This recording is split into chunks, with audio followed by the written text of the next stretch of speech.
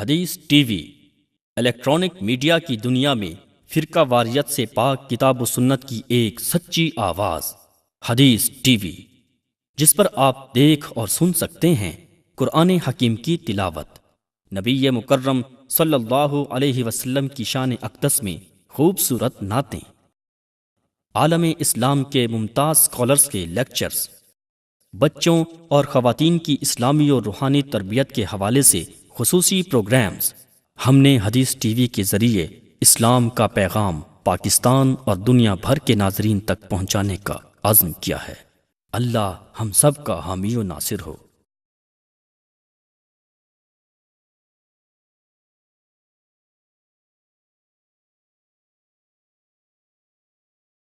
چاہنے والوں میں اے کاش میرا نام بھی ہو، چاہنے والوں میں اے کاش میرا نام بھی ہو، تیرے دیوانوں میں اے کاش میرا نام بھی ہو، چاہنے والوں میں اے کاش۔ الحمد للہ نحمده ونستعینه ونستغفره ونعوذ باللہ من شرور انفسنا ومن سیئات اعمالنا، من يهده الله فلا مضل له ومن يضلل فلا هادي له، وأشهد أن لا إله إلا الله وحده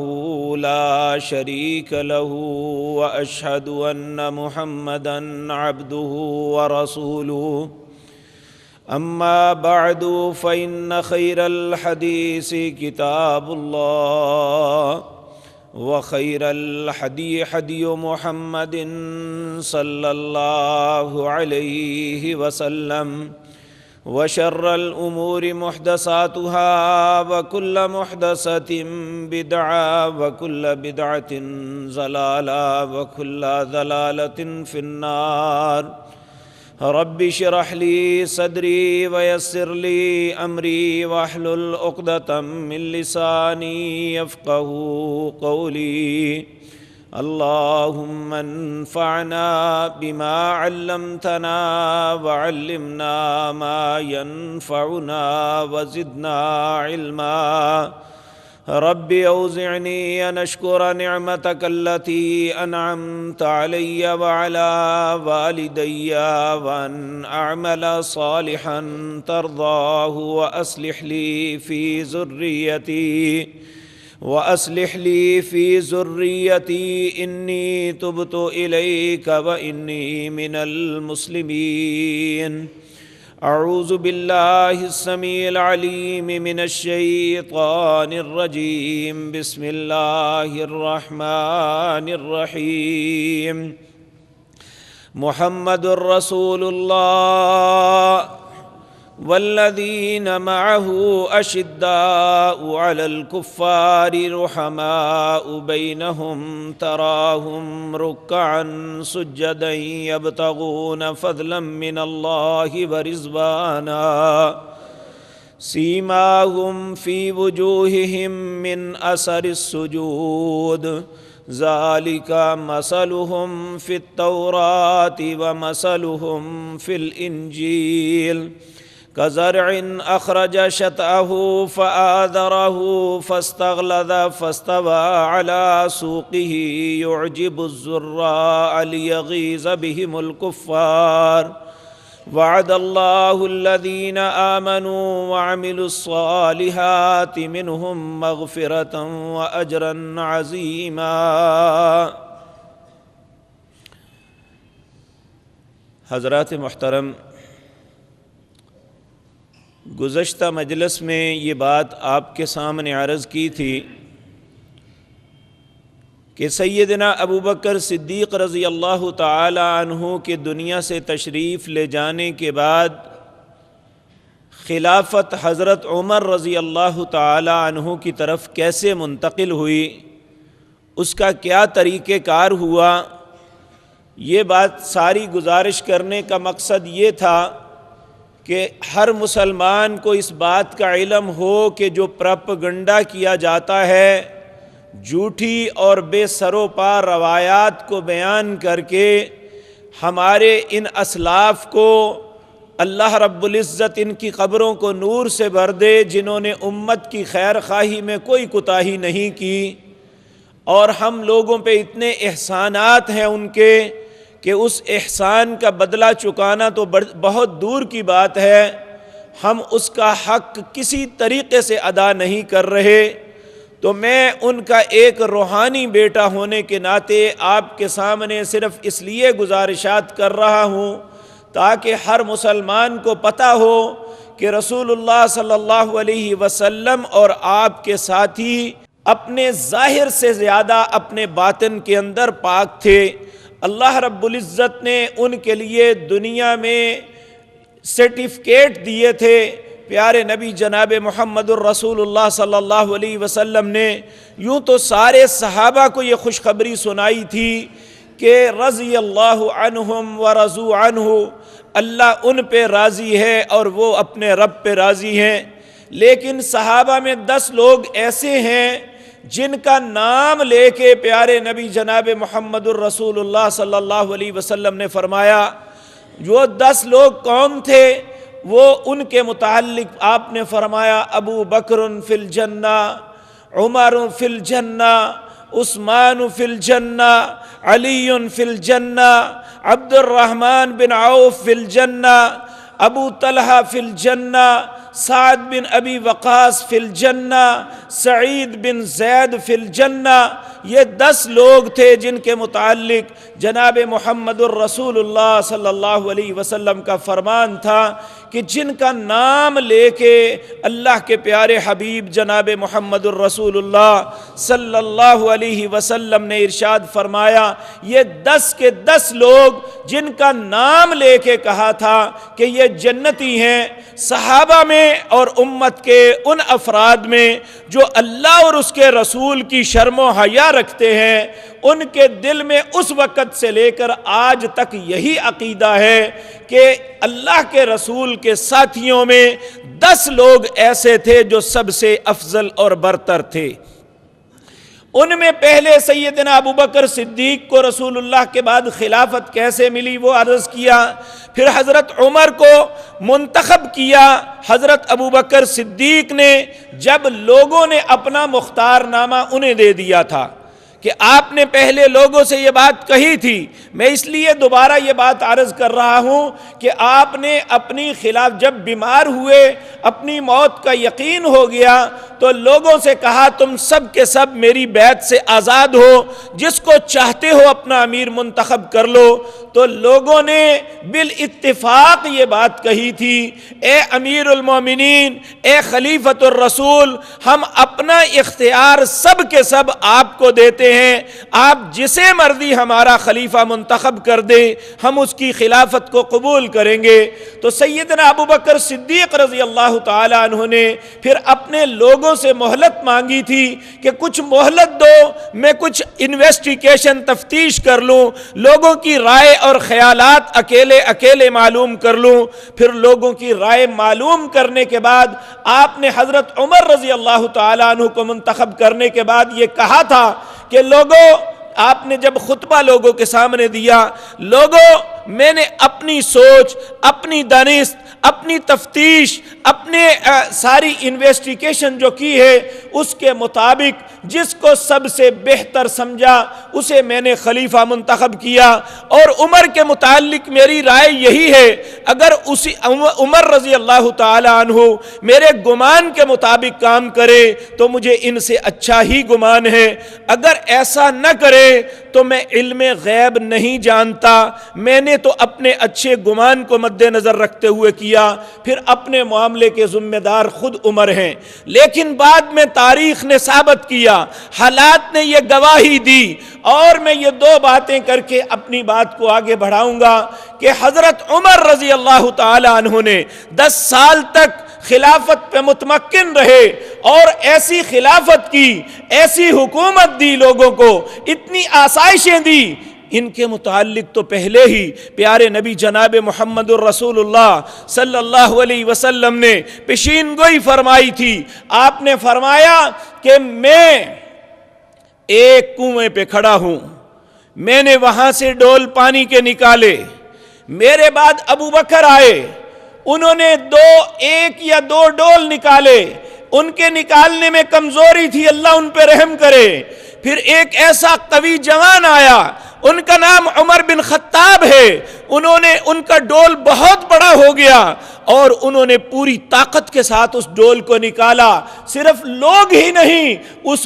ان کے رہنے والے جانور بھی جو ہے ان کے پانی پلانے سے سیراب ہو گئے، حتیٰ کہ پانی ان کے ناخنوں سے نکلنے لگا۔ یعنی اتنا زیادہ انہوں نے قوم کی خدمت کی، اتنا زیادہ ان کی بھلائی کے کام کیے، رفاہیت کے لیے اتنی کوششیں کی کہ آنے والے لوگ جو ہیں آج تک مسلمان نہیں، غیر مسلمان بھی اس بات کی شہادت دیتے ہیں کہ لوگوں، کائنات کے لوگوں، یہ بات یاد رکھو، اسپرنگر کو پڑھ کے دیکھ لو، گولڈ زہیر کو پڑھ کے دیکھ لو، جن کے دل میں اسلام کے لیے زہر بھرا ہوا تھا، جو اسلام کے لیے سانپ کی حیثیت رکھتے ہیں، وہ خود اپنے لٹریچر میں لکھتے ہیں کہ اگر دنیا کے اندر عمر بن خطاب جیسا ایک شخص اسلام کو اور مل جاتا تو اس پورا خطہ زمین پہ مسلمانوں کے علاوہ کوئی دوسرا مذہب نہ ہوتا۔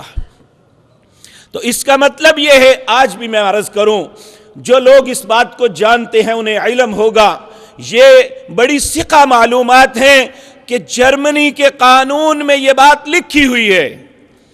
کہ اگر ان کو کسی بھی معاملے میں کوئی نیا واقعہ، نیا معاملہ پیش آتا ہے تو جرمنی کی گورنمنٹ سب سے پہلے کہتی ہے کہ عمر کو دیکھو، ان کو ایسے حالات پیش آئے تو انہوں نے کیا کیا تھا۔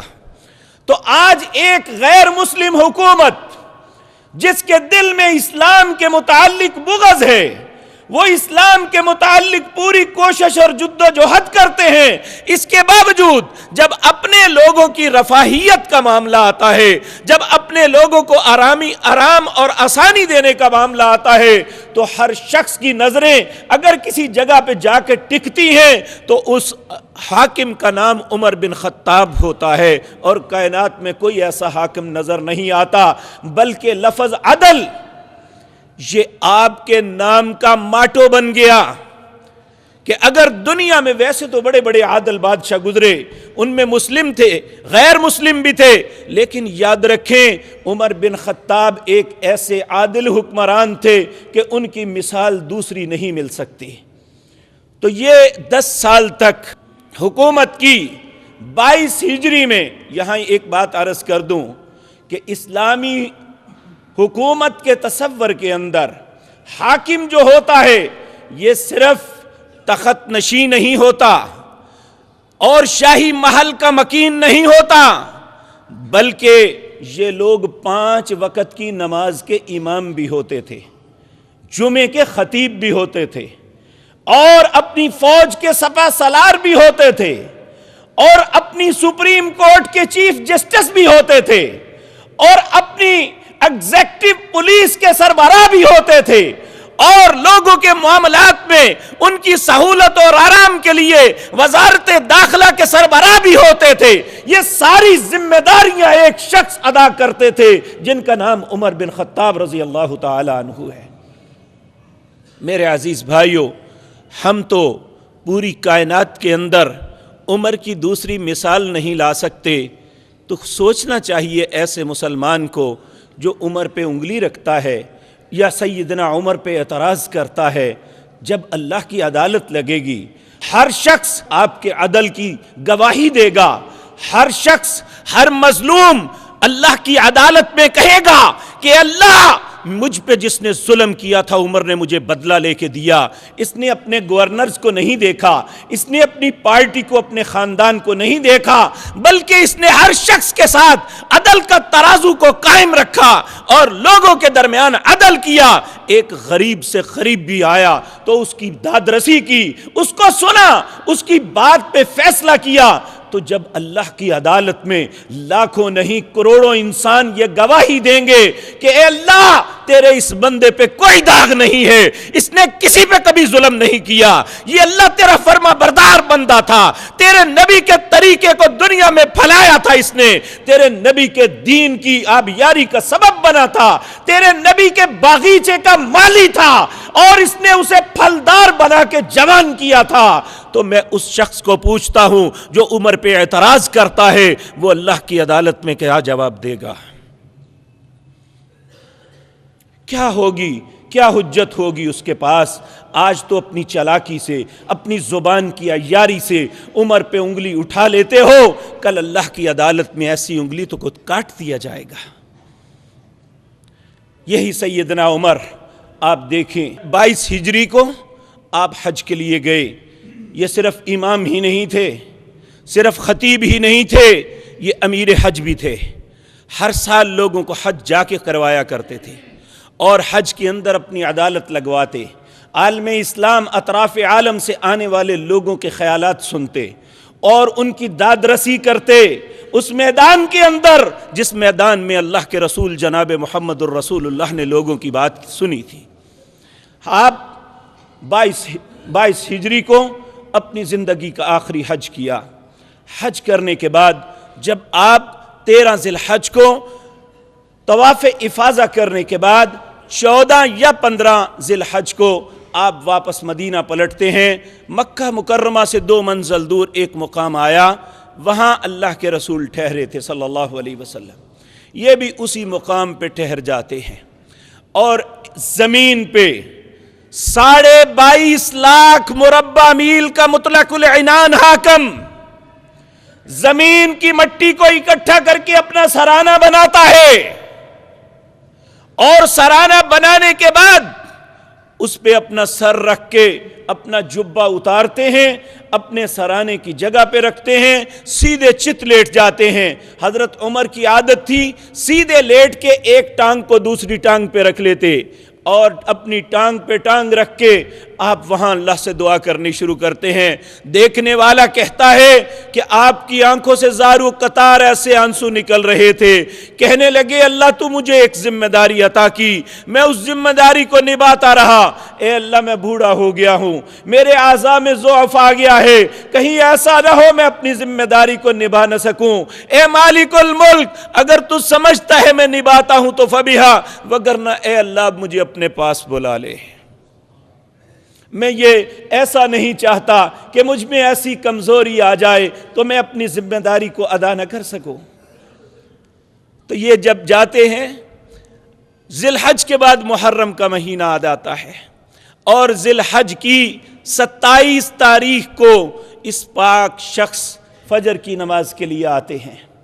یہاں ایک بات قابل غور ہے، آپ جب مسجد میں آتے لوگ نماز کے لیے کھڑے ہوتے، یہ ہر صف میں جا کے ان کی صفیں درست کرتے، پھر اس کے بعد آپ مصلی پہ آتے،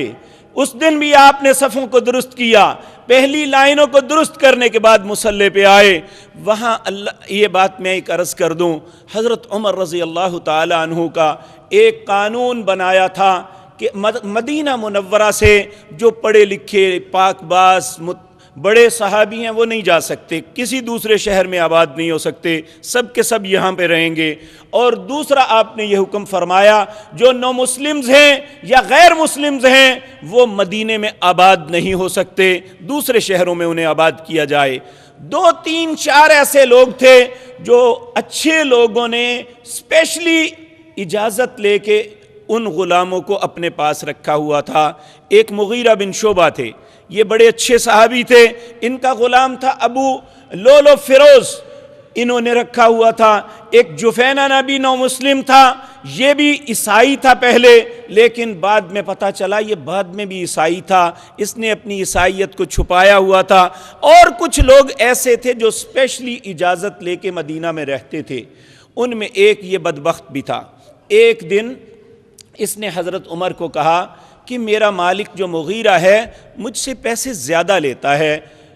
آپ نے فرمایا کام کیا کرتے ہو؟ کہنے لگا چکی بناتا ہوں۔ آپ نے فرمایا تو کاریگر آدمی ہے، زیادہ پیسے تو نہیں ہیں۔ تو آپ نے پھر دوبارہ کہا، پہلے نہیں پوچھا بعد میں پوچھا کیا بناتے ہو؟ کہنے لگا جی چکی بناتا ہوں۔ آپ نے فرمایا میرے لیے بھی ایک بنا دو۔ کہنے لگا ایسی چکی بناؤں گا پوری دنیا یاد رکھے گی۔ آپ نے کہا یہ اس نے مجھے قتل کا کہا ہے، لیکن آپ نے اس پہ کوئی بدلہ نہیں لیا، آپ خاموشی سے چل پڑے۔ اس نے ایک خنجر بنایا جو زہر کے اندر آلودہ کیا، اور اس نے جفینہ کے ساتھ بات کی، اور جو لوگ ایسے تھے ان کے ساتھ ان کی پلاننگ بنی، اور اس نے فجر کی نماز کے اندر حضرت عمر کے پیچھے کھڑا ہوا۔ جب آپ نے نماز کے لیے تکبیر کہی، اس نے پہلا خنجر آپ کی کمر کے اندر دونوں کندھوں کے درمیان مارا، اور دوسرا پیٹ کے اندر مارا، جس سے آپ کا پیٹ پھٹ گیا سارا۔ میں یہ عرض کرنے کا صرف مقصد یہ ہے کہ ہر انسان کو پتہ ہو کہ حالات کیسے بنے تھے۔ اس کے بعد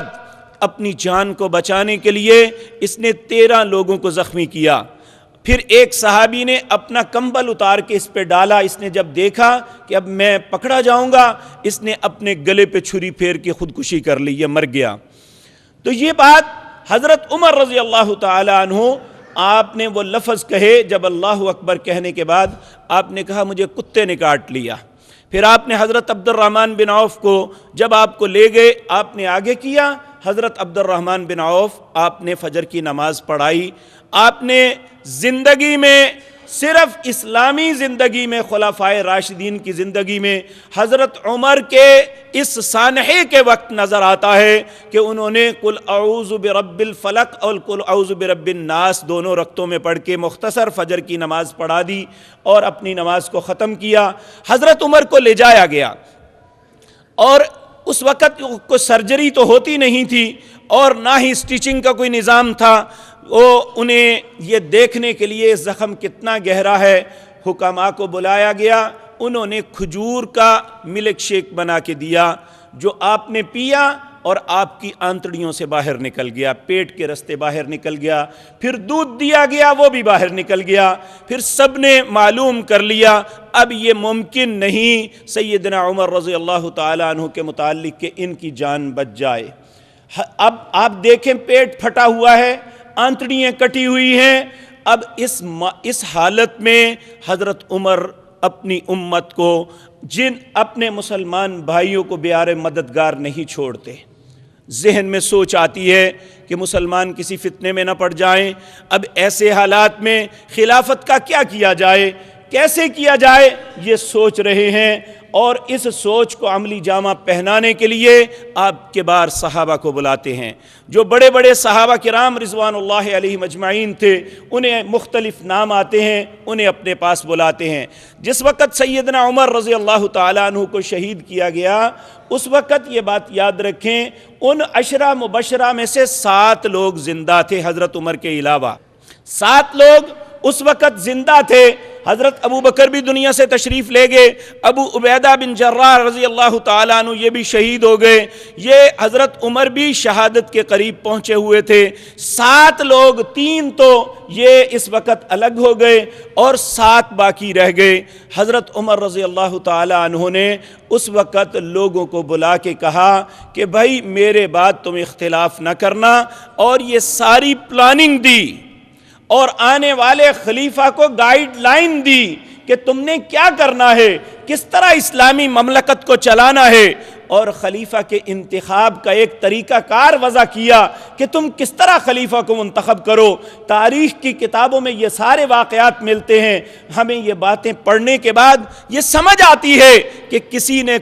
کسی کے خلاف کوئی قدم نہیں اٹھایا تھا، بلکہ ایک ایسا پروسیس اور اتنا صاف اور شفاف پروسیس ہوا تھا کہ انسان کی عقل دنگ رہ جاتی ہے کہ کتنے عظیم لوگ تھے جو اپنی ذات پہ دوسروں کو ترجیح دیا کرتے تھے، جو اپنی ذات کو ہمیشہ دوسرے کی ذات کو اپنی ذات پہ مقدم سمجھا کرتے تھے۔ اللہ رب العزت ان کی قبروں کو نور سے بھر دے۔ تاریخ کی کتابوں میں ہمیں یہ بات ملتی ہے۔ حضرت عمر رضی اللہ تعالی عنہ نے آپ نے استخلاف یعنی خلیفہ منتخب کرنے کے لیے جو اصول مرتب کیے، اور ان میں سب سے پہلا یہ بتایا 7 لوگ عشرہ مبشرہ میں سے ہیں، آپ نے کسی کو ایک دوسرے پہ فوقیت نہ دی۔ ان میں ایک حضرت عمر کے بہنوئی تھے، آپ کے رشتہ دار تھے، آپ کے قبیلے کے تھے، آپ نے ان ایک کو الگ کر دیا، کہا یہ میرا رشتہ دار ہے، اسے نکال دو۔ باقی 6 لوگ بچے، ان کا نام حضرت عثمان بن عفان، حضرت علی بن ابی طالب، عبد الرحمن بن عوف، سعد بن ابی وقاص، زبیر بن عوام اور طلحہ بن عبید اللہ رضی اللہ تعالی عنہم۔ یہ 6 لوگ تھے، آپ نے ان کا انتخاب فرمایا۔ آپ نے کہا جب میں اس دنیا سے چلا جاؤں تو ان کو ایک گھر میں بند کر دینا، انہیں کہا کہ ایک جگہ جمع ہونا ہے اور آپس میں کوئی انوالو نہ ہو، آپس میں ایک دوسرے سے اتفاق کرنا ہے کہ کس کو خلیفہ آئندہ کے لیے منتخب کرنا ہے۔ آپ نے فرمایا اگر 3 لوگ ایک طرف ہو جائیں، 3 ایک طرف ہو جائیں تو پھر وہاں حاکم یا فیصل بنانا ہے میرے بیٹے عبداللہ بن عمر کو، لیکن خلافت کے اندر میرے بیٹے کا حق نہیں ہوگا۔ میں تمہیں حکماً کہتا ہوں کہ اس خلافت کے اندر میرے بیٹے کو نامزد نہیں کر سکتے، یہ حکماً ہے۔ اب حضرت عمر رضی اللہ تعالی عنہ جب آپ کی روح پرواز کر گئی، اس سے پہلے یہ عرض کروں، آپ نے 2 انصاری صحابیوں کو بلایا، ایک کا نام حضرت مقداد بن اسود ہے اور دوسرے کا نام ابو طلحہ انصاری ہے۔ آپ نے ابو طلحہ کو کہا ابو طلحہ اللہ نے آپ کو یہ شرف بخشا، آپ اسلام کے مددگار ہیں، انصار کا مطلب مددگار ہے، مددگار ہیں آپ اسلام کے، آپ اسلام کو ڈوبتے ہوئے، اسلام کو انتہائی ضعیف حالت میں مددگار بن کے تم نے ان کو سہارا دیا، آج پھر ہمیں تمہاری ضرورت ہے۔ تم 50 آدمیوں کو لے کے جہاں یہ 6 لوگ بیٹھے ان کا پہرا دینا ہے کہ ان کی خبر باہر نہ آئے اور باہر والوں کی خبر اندر نہیں جانی چاہیے۔ اب ان کو کہا اگر بالفرض تم آپس میں متفق نہیں ہوتے تو پھر تمہارے ثالث کون ہوں گے؟ عبداللہ بن عمر۔ عبداللہ بن عمر جو فیصلہ کریں گے، اگر پھر وہ بھی تمہیں منظور نہ ہو، یہ نہیں کہا میرے بیٹے کا فیصلہ اٹل ہے، اگر تمہیں وہ بھی منظور نہ ہو تو پھر جس کے اندر عبد الرحمن بن عوف ہوں گے اس کی بات مانی جائے۔ عبد الرحمن بن عوف کے متعلق فرمایا یہ ایک ایسا مومن شخص ہے، میری ان کے متعلق توقع ہے کہ اللہ ان کی ہمیشہ مدد کرتا ہے،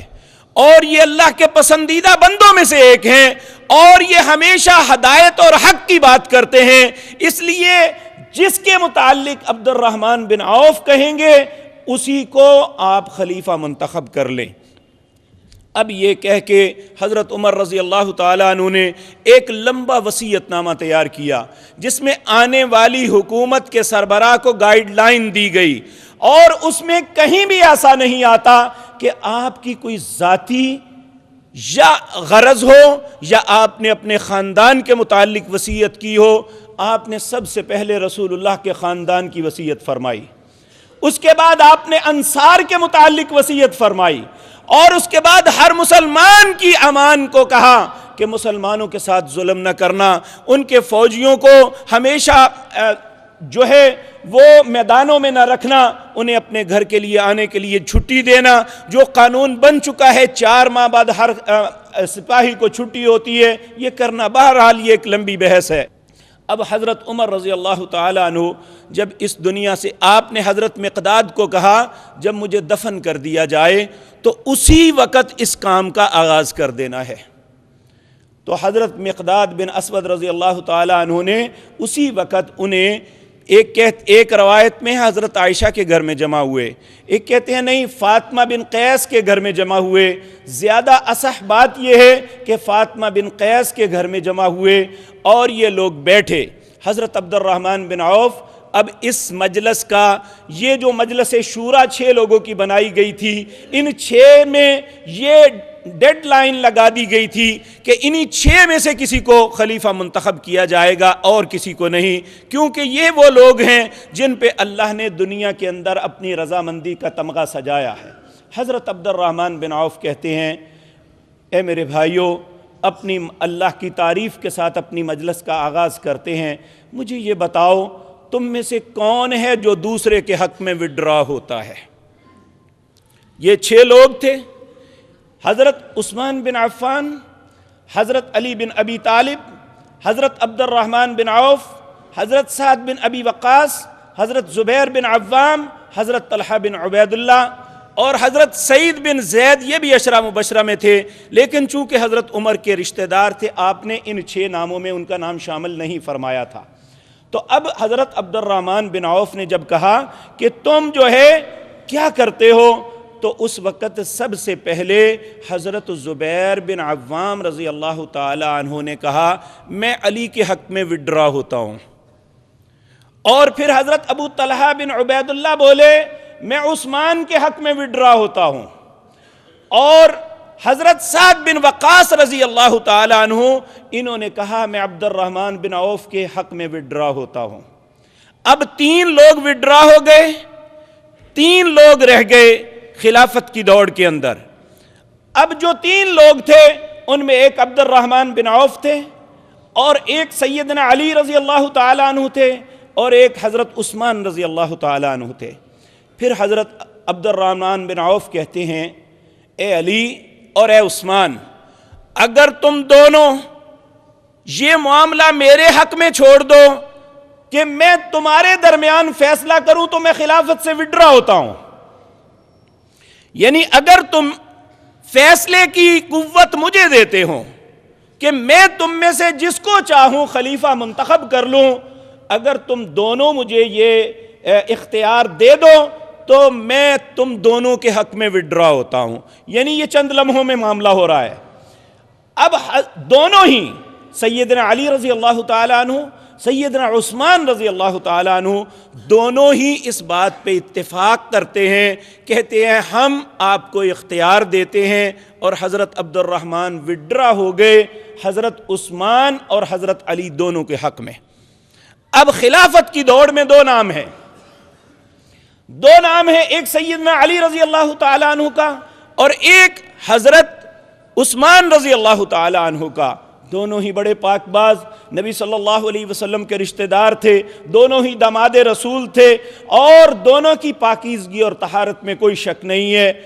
اب حضرت عبد الرحمن بن عوف نے اس مجلس کو ختم کیا، کہا کوئی بات کہیں نہیں کی جائے گی، اب میں لوگوں کے اندر جا کے انویسٹیگیشن کروں گا کہ دونوں میں سے کسے لوگ پسند کرتے ہیں زیادہ۔ حضرت عبد الرحمن بن عوف 2 دن اور 2 راتیں، 2 دن اور 1 رات، کیونکہ پہلی رات یہ مجلس ہوئی تھی، پھر کیونکہ حضرت عمر نے یہ ڈیڈ لائن لگائی تھی کہ 3 دن کے اندر ہر صورت فیصلہ کرنا ہے، 3 دن سے زائد آپ نہیں لے سکتے۔ 2 دن اور 1 رات حضرت عبد الرحمن بن عوف ایک لمحہ بھی نہ آرام کیا نہ سوئے، مختلف لوگوں سے، انصار و مہاجرین، صحابہ سے، خواتین سے، غلاموں سے ملتے رہے اور ان سے پوچھتے رہے کہ اگر عثمان یا علی میں سے خلیفہ منتخب کرنا پڑے، تاریخ کی مستند کتابوں میں یہی بات موجود ہے کہ اکثریت کی رائے یہ تھی کہ سیدنا عثمان بن عفان کو خلیفہ منتخب کیا جائے۔ اب جب 3را دن ہوا تو یہ اپنے بھتیجے کے گھر آئے، انہیں کہا کہ تم سو رہے ہو، حالانکہ میری آنکھ نے 2 دن اور 1 رات سونے کا سرما نہیں دیکھا، یعنی میں نے آنکھ لگا کے نہیں دیکھی۔ یہ عربی میں ایک محاورہ ہے، نیند کا سرما نہیں لیا، یعنی 1 لمحہ بھی نہیں سویا۔ تو آپ نے فرمایا جاؤ سعد بن وقاص اور زبیر بن عوام دونوں کو بلا کے لاؤ۔ دونوں کو بلایا، وہ ان کے بھتیجے کہتے ہیں لمبی وقت تک آپ ان کے کانوں میں سرگوشیاں کرتے رہے۔ پھر اس کے بعد یہ ساری رات گزر رہی ہے،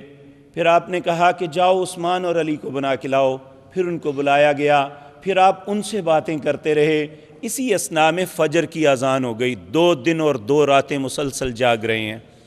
اور اس امر کو انجام دینے کے لیے پورے خلوص سے کوشش کر رہے ہیں. اب یہاں یہ بات عرض کر دوں کہ ان سب میں آپس میں کوئی رشتہ داری نہیں ہے,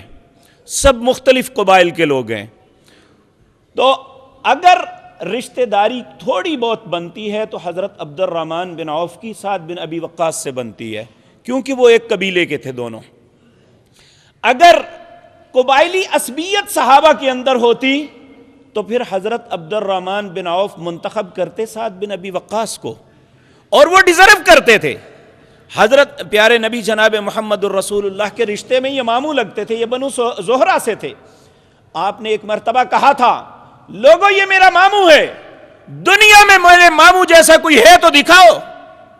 یعنی حضرت سعد بن وقاص رضی اللہ تعالیٰ عنہ کی تعریف میں یہ کہا کہ یہ میرا ماموں ہے, اور میرے ماموں جیسا کسی کا ماموں ہے تو دکھاؤ تو صحیح. یعنی سعد بن ابی وقاص رضی اللہ تعالیٰ عنہ یہ اتنے پیارے صحابی تھے, اتنے پاک باز تھے, اور سب سے بڑھ کے ان کی ایک بات, یہ مستجاب الدعوات تھے. لوگ ان کی زبان سے نکلنے والے کلمے سے ڈرتے تھے. یہ جب بھی دعا کے لیے ہاتھ اٹھاتے, اللہ نے کبھی ان کی دعا کو رد نہیں کیا تھا. اللہ اکبر. ایک تاریخ میں واقعہ عرض کر دوں, ایک مرتبہ یہ سعد بن ابی وقاص رضی اللہ تعالیٰ عنہ آپ بصرہ کے گورنر تھے. وہاں سے شکایت آئی کہ سعد بن ابی وقاص بے اعتدالیاں کر رہے ہیں. حضرت عمر کو شکایت لگائی گئی. حضرت عمر کی عادت تھی کہ جب کسی کی شکایت آتی پہلے اسے معزول کرتے, پھر انویسٹیگیشن کرتے. تو انہیں بلایا گیا, کہا پہلے معزول کریں, پھر بلایا. لیکن سعد کہنے لگے, مجھے سعد سے ایسی توقع نہیں جو یہ بات کہہ رہے ہیں. آپ نے محمد بن مسلمہ کو کہا کہ جاؤ جا کے فلاں شخص کو گورنر بناؤ اور وہاں جا کے انویسٹیگیشن کرو اور سعد کو معزول کر دو, پھر اس کو میرے پاس لانا.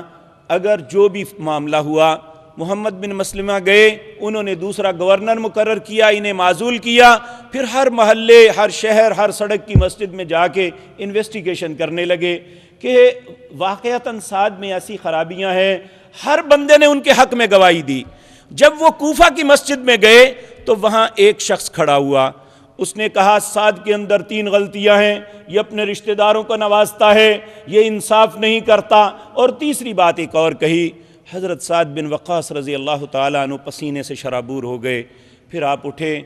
کہنے لگے, اے اللہ, میں تیرے گھر میں کھڑا ہو کے یہ بات کہتا ہوں, اس نے صرف اپنی شہرت کے لیے کیا.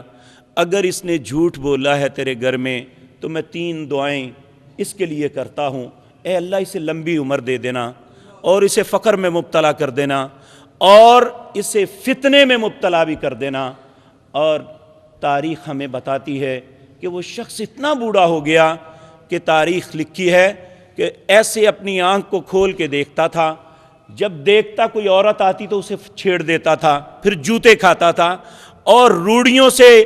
ٹکڑے اکٹھے کر کے یہ کھایا کرتا تھا, اور چونکوں میں کھڑے ہو کے رو رو کے کہتا تھا کہ میں نے سعد کے متعلق جھوٹ بولا, اور سعد کی دعا آج مجھے لگ گئی, اور میرا حال یہ ہو گیا ہے. یہ ایک بڑے ہی پیارے اور پاک باز صحابی تھے. اگر ان میں قبائلی عصبیت ہوتی جس طرح کے جھوٹ بولا جاتا ہے, تو حضرت عبد الرحمن بن عوف, ان کا عثمان کے ساتھ رشتہ نہیں تھا, ان کا سعد بن ابی وقاص رضی اللہ تعالیٰ عنہ کے ساتھ رشتہ تھا. پھر وہ عثمان کو خلافت نہ دیتے, قبائلی عصبیت کی بنیاد پہ یا رشتہ داری کی بنیاد پہ سعد بن ابی وقاص کو دیتے. لیکن انہوں نے انصاف کا ترازو نہیں چھوڑا. پورے مدینے میں کبار لوگوں کو ملے, مرد و خواتین کو ملے, غلاموں کو ملے, اور بچوں تک سے رائے لی. آپ دیکھیں, بچوں سے بھی پوچھا تو اکثر کہتے ہیں, ہر زبان سے ایک ہی لفظ میں نے سنا, عثمان بن عفان کو خلیفہ بنایا جائے. تو یہ اس سے بہتر کوئی صورت نہیں ہو سکتی کہ مسلمانوں کی خواہش کے مطابق حضرت عثمان رضی اللہ تعالیٰ عنہ کو فجر کی نماز. یہاں ایک بات عرض کر دوں, حضرت عمر نے یہ بھی کیا, کہا کہ میرے بعد 3 دن تک نماز حضرت صہیب رومی پڑھائیں گے. کیوں؟ اس لیے کہ ان میں اگر کسی نے نماز پڑھائی تو لوگ یہ نہ سمجھ لیں کہ عمر نے انہیں ترجیح دی ہے. عمر کسی کو ترجیح نہیں دیتے. آپ جس میں سے جس کو چاہتے ہیں منتخب کر لیں۔ 3 دن تک صہیب رومی نے نماز پڑھائی، تیسرے دن فجر کی نماز بھی انہوں نے پڑھائی، اور اس کے بعد عبد الرحمن بن عوف وہ پگڑی پہن کے آئے جو رسول اللہ صلی اللہ علیہ وسلم نے اپنی انہیں تحفے میں دی تھی، اور یہ اس لیے کیا کہ لوگ رسول اللہ کی پگڑی کو دیکھ کے اور ان کے دل میں اس کی ہیبت ہوگی۔ آپ منبر پہ آ کے بیٹھ گئے اور پھر اللہ کی حمد و ثنا بیان کرنے کے بعد کہا، لوگوں میں اس معاملے میں اللہ سے ڈرتے ہوئے یہ بات کہتا ہوں، میں نے حضرت عمر نے جو ذمہ داری ڈالی تھی پوری دیانت داری کے ساتھ اس پہ پوری انویسٹیگیشن کی، اور جس نتیجے پہ پہنچا ہوں، سیدنا علی بھی تشریف فرما تھے، سیدنا عثمان بھی، آپ نے سیدنا عثمان کو اپنے سے نیچے والی سیڑھی پہ بٹھایا اور کہا کہ عثمان ہاتھ کرو، میں تمہارے ہاتھ پہ بیعت کرتا ہوں، اور پھر سیدنا علی کو مخاطب ہو کے کہا کہ علی ناراض نہ ہونا، تم اس سے کمتر نہیں تھے، لیکن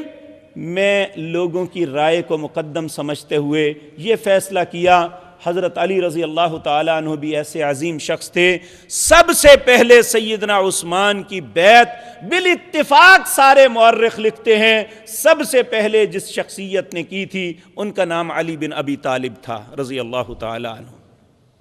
یعنی یہ آپس میں اتنے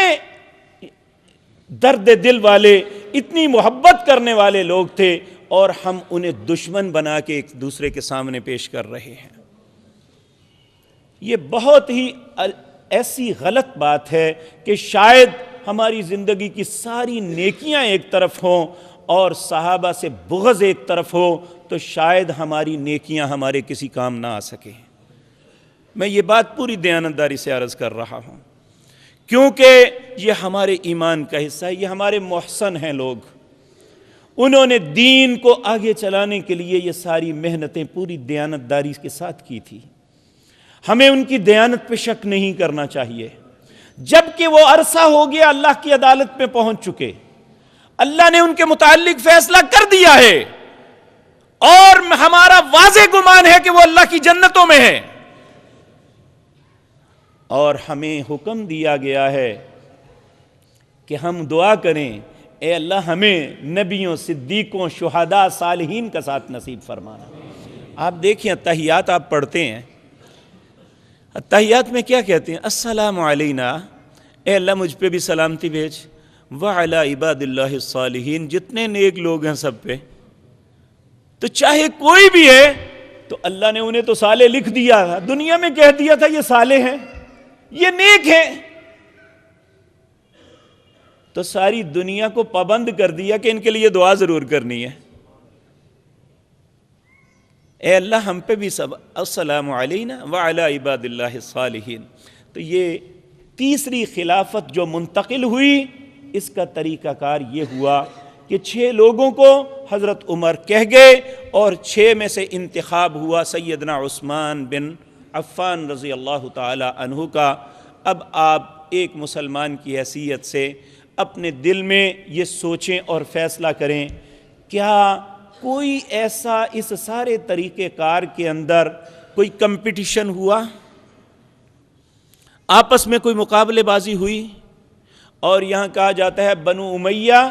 اور بنو ہاشم لڑ پڑے تھے، حالانکہ دنیا کا سب سے بڑا جھوٹ ہے۔ دیکھیں خلیفہ منتخب کرنے والا تو بنو امیہ سے ہے ہی نہیں،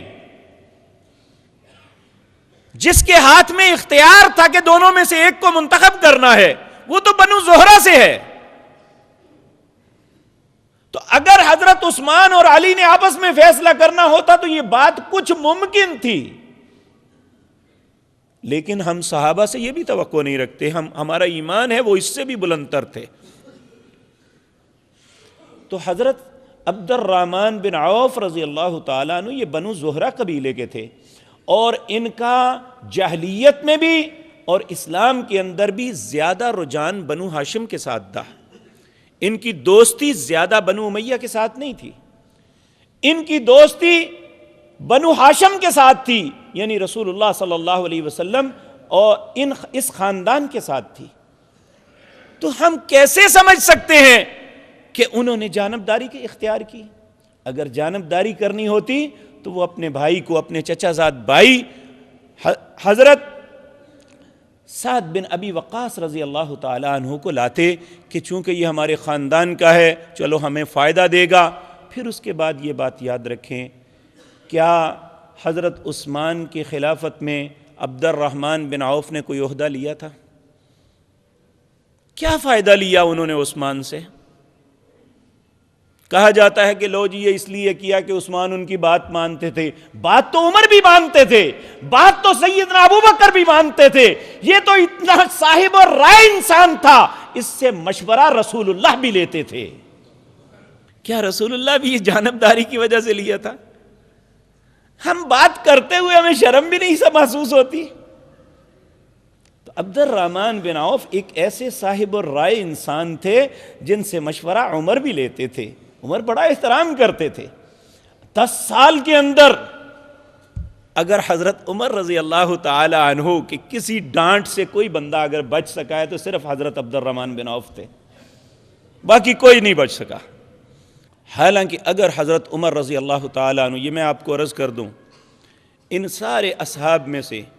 اگر سیدنا عمر اکیلا اختیار رکھتے کہ میں اکیلا کسی کو، جس طرح سیدنا ابو بکر نے عمر کو منتخب کیا، تو اکثر مورخین، محدثین اور علماء کی رائے یہ ہے کہ حضرت عمر عبد الرحمن بن عوف کے علاوہ کسی کو منتخب نہ فرماتے ہیں.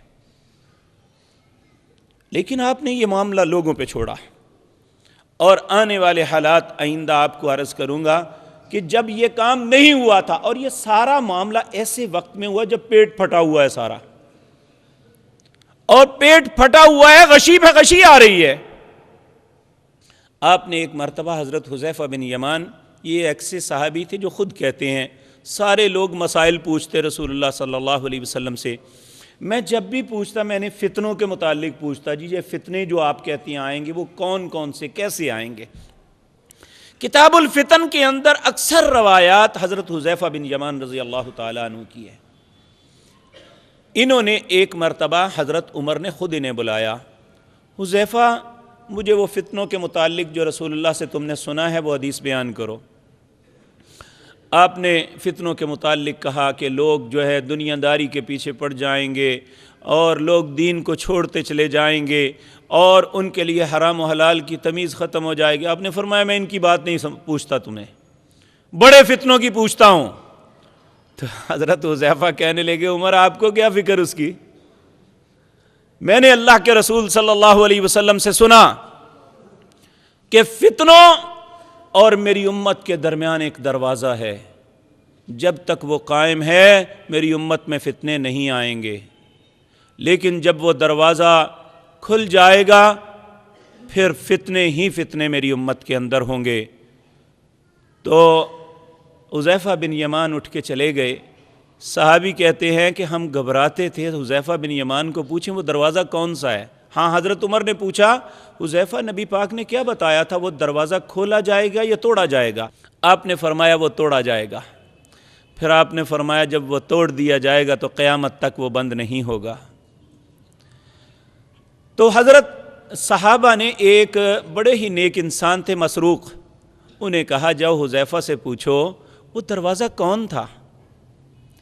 مسروق حذیفہ بن یمان کے پاس گئے، جا کے کہنے لگے وہ حضرت عمر نے آپ سے وہ حدیث سنی تھی تو مجھے بتائیں کہ وہ دروازہ کون تھا. انہوں نے کہا خود عمر. تو پھر انہوں نے کہا کیا عمر کو پتا تھا کہ یہ دروازہ میں ہوں؟ آپ نے فرمایا میں اللہ کی قسم تمہارے پاس کوئی کہانی نہیں سنا رہا، میں اللہ کے رسول کی حدیث سنا رہا ہوں، اور اس حدیث کا میرے اور عمر کے علاوہ کسی کو نہیں پتا. اور واقعتاً تاریخ ہمیں یہی بتلاتی ہے، جس دن عمر کا دروازہ توڑ دیا گیا اس وقت سے لے کر آج تک امت کبھی بھی اتفاق کے ساتھ نہیں بیٹھ سکی. کیا اس شخصیت کے متعلق انگلی اٹھائیں ہم؟ پھر سیدنا عثمان رضی اللہ تعالی عنہ ان کی خلافت کا دور شروع ہوتا ہے، اور یہی حکومت جو 22 لاکھ مربع میل پہ مشتمل تھی، یہ 13 سالہ سے عثمانی دور کے اندر 66 لاکھ مربع میل تک پہنچ گئی تھی. ایک طرف ماوراء النہر روس کی سرحدوں پہ اسلامی فوجیں تھیں، دوسری طرف انتہا منتہائے افریقہ تک تھی، اور تیسری طرف سری لنکا کے جزیروں تک کی تھی، اور یہ ساری کیفیت انہی پاک باز لوگوں کی وجہ سے تھی کہ پوری دنیا میں اسلام کے جھنڈے لہرا رہے تھے۔ وہ مسلمان جن کے لیے مکہ میں رہنا مشکل تھا، وہ مسلمان دنیا کے سپر پاور بن کے ابھر رہے تھے۔ یہ انہی افراد کی زندگیوں کی محنتوں کی وجہ سے ہوا تھا، اور آج میرے اور آپ کے پاس جو دین اور اسلام ہے، اس کا سبب صرف اور صرف میں سمجھتا ہوں اللہ کے رسول صلی اللہ علیہ وسلم کے بعد یہی شخصیات تھی جن کی محنتوں کی وجہ سے آج میں اور آپ مسلمان ہیں۔ اللہ ہماری طرف سے انہیں جزائے خیر عطا فرمائے، اللہ رب العزت ان کی قبروں کو نور سے بھر دے، اللہ مالک ہمیں ان کا ساتھ نصیب فرمائے، اللہ قیامت کے دن ہمیں ان کا ساتھی بنائے، اللہ ہمیں اپنے نبی کے جھنڈے کے نیچے ان کا ساتھ نصیب فرمائے، اللہ مالک ہم سب پہ رحم فرمائے اور ہمیں سمجھ نصیب فرمائے۔ ہم پراپوگنڈے کے اثر میں آ کے ایسی زبان سے بات یا دل میں سوچ پیدا نہ کر لیں جو ان پاک باز شخصیت کی زندگی کو داغدار کر دے۔ میرے بھائیوں، ان کی زندگی کو کچھ نہیں ہوگا، یہ ہماری ہی زندگی، ہماری ہی زبان، ہمارا دل اور ہماری نیتیں داغدار ہوں گی، انشاءاللہ ان کا کچھ نہیں بگڑے گا۔ اللہ مالک ان پہ رحم فرمائے اور ہمارے حالات پر بھی رحم فرمائے۔ اقول قولی ھذا واستغفر اللہ لی ولکم۔